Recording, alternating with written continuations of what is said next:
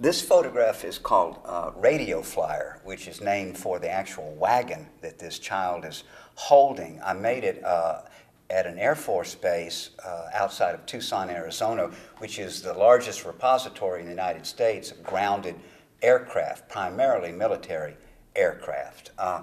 And I'd seen a photograph when I was in flight somewhere of a parted out airplane, which was near Arizona.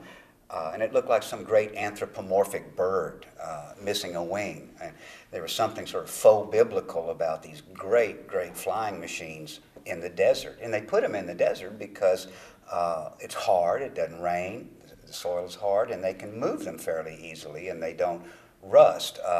So I go out there and I make these photographs. Point of this is military personnel will come and visit planes and bring their families also.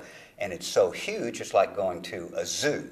And at zoos, they give families wagons to carry the kids in, you know, when they get tired. They do the same thing at the boneyard.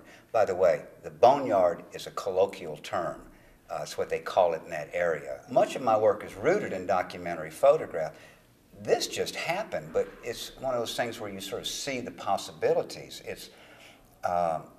It's almost a game of scale, but there's so many other levels of implied narrative going on there.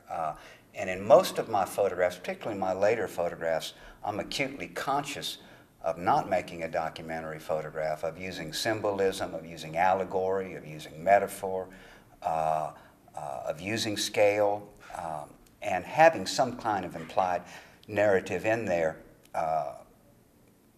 that leaves a viewer some room to move around and